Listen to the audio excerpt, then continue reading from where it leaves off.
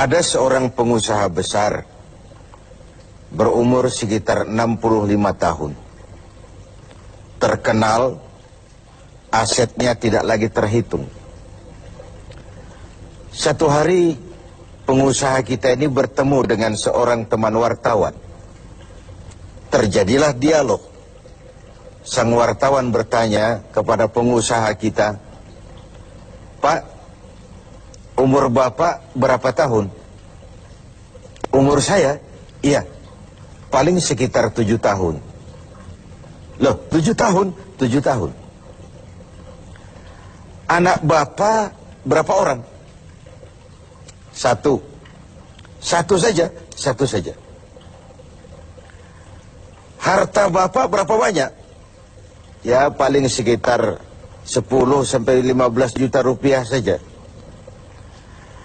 Teman wartawan berkata, "Pak, kenapa Bapak berdusta? Bapak orang terkenal, pengusaha besar, punya biografi. Kami tahu umur Bapak 65 tahun. Kenapa Bapak bilang 7 tahun? Anak Bapak pun banyak. Kenapa cuma bilang 1? Harta Bapak, aset sudah tidak ternilai. Kenapa Bapak bilang cuma 10 sampai 15 juta rupiah saja?" Senyum agak getir, sang pengusaha menjawab, "Kau benar, Nak. Umur saya kalau jumlahnya sih memang 65 tahun.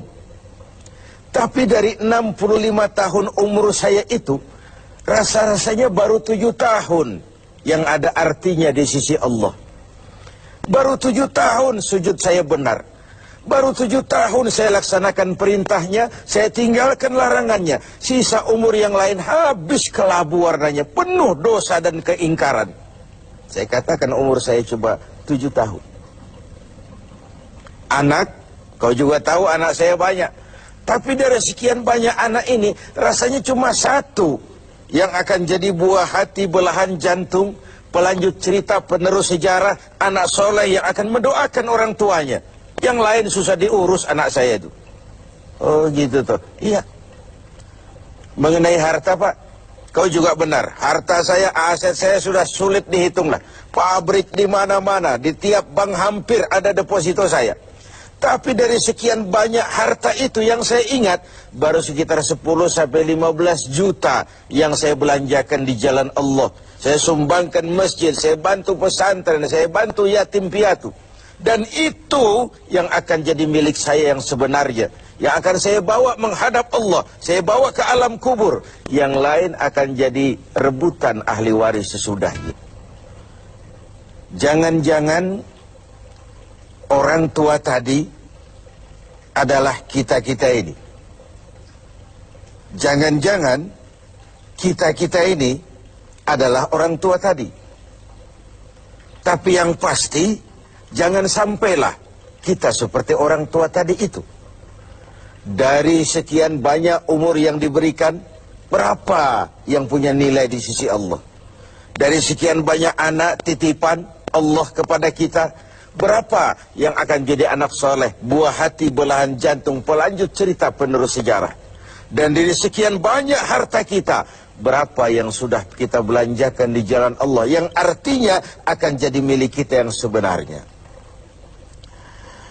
Banyak ketidakadilan yang terlepas dari pengadilan dunia. Sering orang-orang yang berbuat kebaikan tidak mendapat perlakuan yang pantas di dunia ini. Sering kehidupan jadi rancu.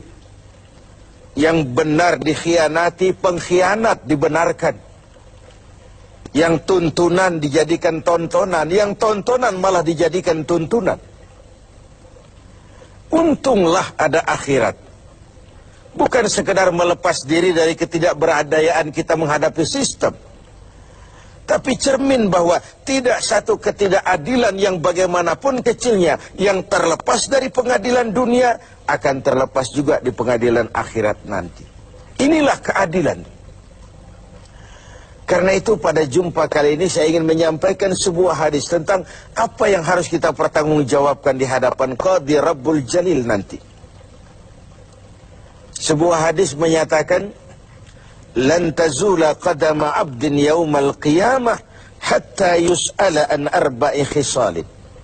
Besok di hari kiamat tidak akan bergeser telapak kaki seorang hamba sebelum ia dimintakan tanggung jawab terlebih dahulu tentang 4 persoalan.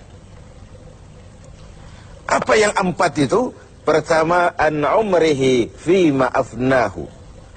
Umur yang diberikan kepadanya akan dimintakan tanggung jawab kelak. Di mana umur itu dihabiskan? Diberikan umur 30 tahun ke 40 tahun, 50 sampai 70, 100 bahkan. Sejak kita akil balik sampai ajal datang merenggut nyawa, di mana umur itu dihabiskan? Kita sering main-main, padahal waktu berjalan terus. Kita sering lalai dan lupa, padahal malaikat maut tidak pernah lalai dan lupa.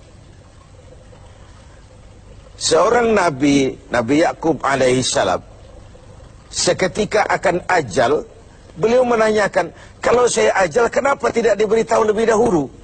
Kata malaikat maut, sudah diberitahu. Loh, bagaimana caranya diberitahu? Perubahan yang terjadi pada fisik kita adalah pemberitahuan.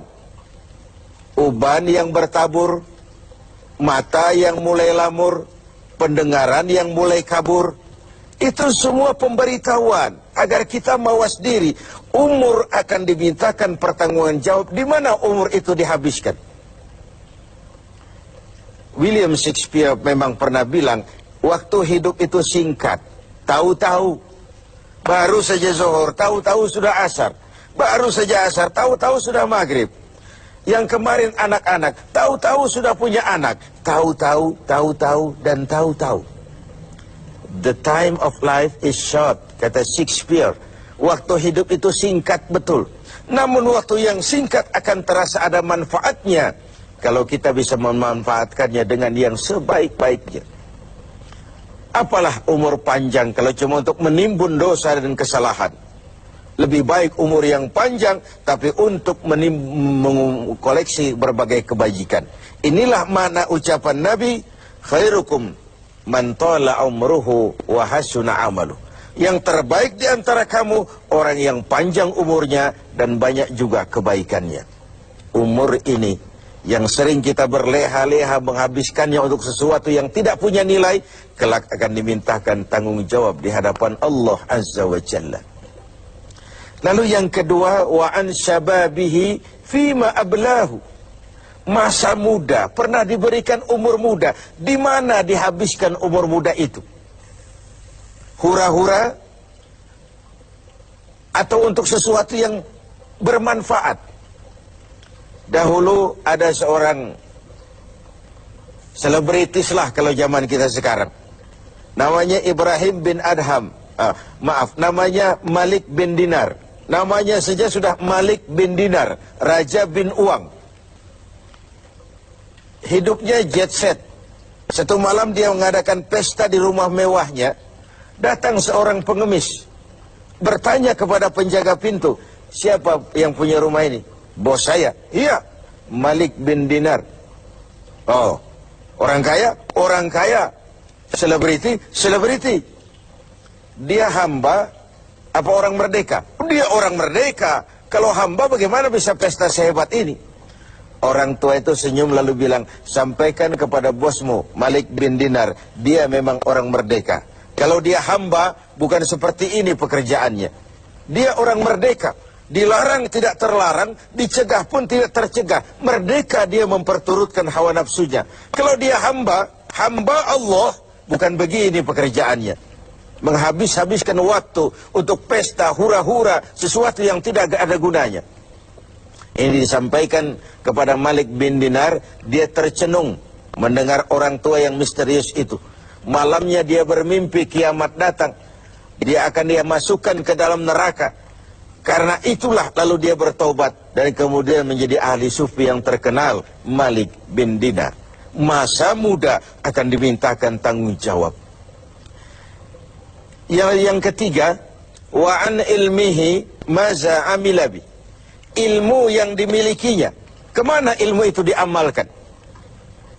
Untuk mencerdaskan orang atau untuk membodohi orang yang memang sudah bodoh? Untuk membimbing umat atau menyesatkan orang lain? Agar hamba menjadi hamba Allah atau agar orang menghambakan dia? Ilmu akan dimintakan pertanggungan jawab. Yang terakhir, wa an malihi min aina iktasabahu wa fima anfaqahu. Kita akan dimintakan tanggung jawab tentang harta kita. Dari mana harta itu didapat dan kemana harta itu dibelanjakan. Perhatikan yang terakhir ini. Tentang ilmu, pertanyaan akhirat cuma satu. Ilmumu kau amalkan untuk apa? Tentang umur, pertanyaan akhirat pun satu. Umurmu kau habiskan di mana? Tentang masa muda, pertanyaan akhirat juga satu. Masa mudamu kau gunakan buat apa? Tapi khusus tentang harta, pengadilan akhirat bertanya dua. Hartamu kau dapat dari mana dan kau belanjakan kemana? Dari mananya dan kemananya? Kadang didapat dari cara yang benar, tapi dibelanjakan untuk yang tidak benar. Atau bisa juga didapat dari cara yang tidak benar, dibelanjakan kepada jalan yang benar. Itu pun tidak mungkin kedua-duanya. Pemirsa TV7 yang berbahagia, mudah-mudahan kita tidak bernasib seperti orang tua pengusaha di awal pertemuan kita ini. Semoga kita menjadi orang yang bisa mempertanggungjawabkan baik umur, masa muda, ilmu pengetahuan, dan harta yang dititipkan Allah kepada kita. Tidak satupun yang akan luput dari pengadilan